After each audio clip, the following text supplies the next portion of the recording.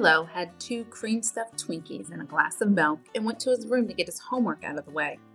It took him longer than usual because his mind kept drifting to Dr. Silverfish's book. Milo kept imagining what it would be like to be a perfect person. He'd be able to do anything he wanted to and do it right the first time. He would be able to throw out all his erasers. He could correct his teachers in front of the class and never be wrong. He'd get perfect scores on all his tests. But best of all, nobody would ever have anything to scold him about. It sounded, well, perfect. He decided he'd read Dr. Silverfish's instructions right after dinner. Of course, he was far from perfect yet. At dinner, his father told him not to slurp his soup. His mother told him to quit eating so fast, and his sister told him to put his feet on his own side of the table. Milo couldn't stand it. "I bet you'd love me if I turned perfect," he said. His mother chuckled. "Not much chance of that, is there?"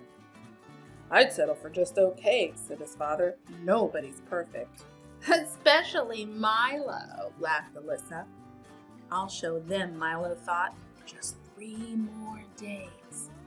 And he gave his sister a kick under the table. There was no sense in being perfect until he had to be. After dinner, Milo went upstairs, sat down at his desk, and picked up his copy of Be a Perfect Person. Even with the clown nose, Milo decided Dr. K. Pinkerton Silverfish looked extremely intelligent. Milo began wondering what the K stood for.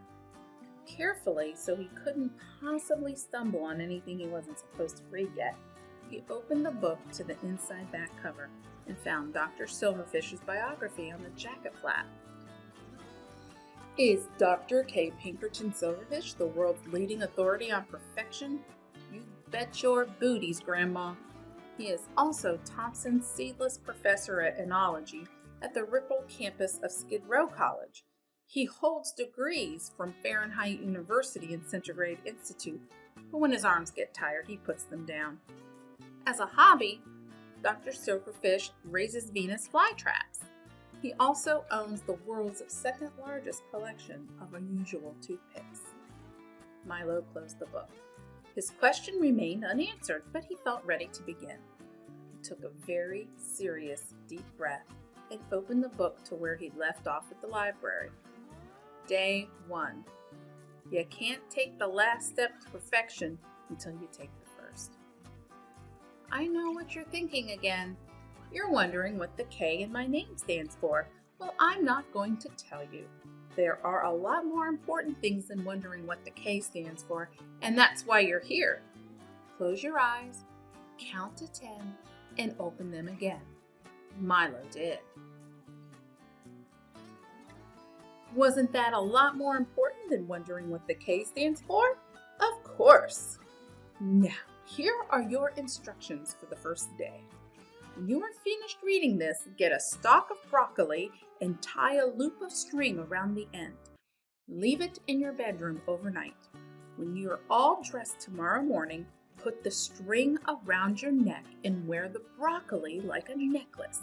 And don't take it off until I tell you to. See you tomorrow.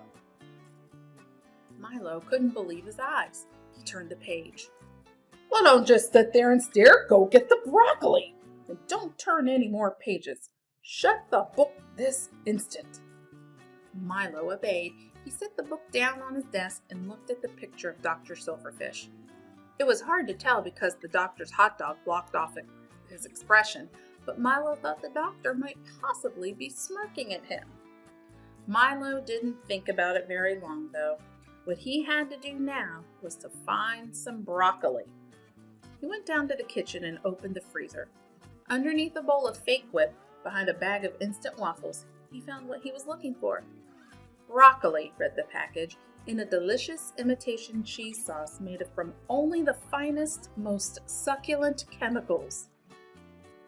Dr. Silverfish hadn't said anything about imitation cheese sauce, but it was liable to be messy when thawed out. Milo closed the freezer and opened the refrigerator. He was in luck. There in the crisper, right next to a plastic bag of carrots with a bucktooth bunny on it, was a huge stalk of broccoli. Milo wondered whether he should take it without mentioning it to somebody. Normally, his parents didn't mind his taking things from the fridge, but usually what he took was milk or pie or pop or something. Vegetables were a different story. Milo couldn't remember taking a single vegetable out of the refrigerator, unless pickles and olives counted. He figured he'd better ask just to be on the safe side. Milo went into the living room where his parents were watching the news. "Mom? Do you mind if I borrow some broccoli for a while?" His mother shook her head. Milo wasn't sure if it meant she didn't mind or if she wanted him to be quiet so she could hear about the gorilla war at the zoo. But he decided it probably didn't matter much one way or the other. He took the broccoli upstairs along with some string. Milo had a hard time keeping his mind on anything but broccoli the rest of the evening. He wondered how in the world wearing a stalk of broccoli around his neck could possibly help make him perfect. And he was half tempted to peek in Dr. Silverfish's book and try to find out, but he figured the doctor would probably outsmart him somehow, so he didn't bother. He'd been outsmarted once too often. Maybe that was part of the secret of being perfect, Milo thought, not letting people like Dr. Silverfish outsmart you. Well, he'd find out soon enough. Maybe. That night, Milo dreamed about being perfect. He was sitting on top of a huge piece of broccoli. A halo of green light surrounded him as he smiled down at all the imperfect people in the world and laughed at their mistakes.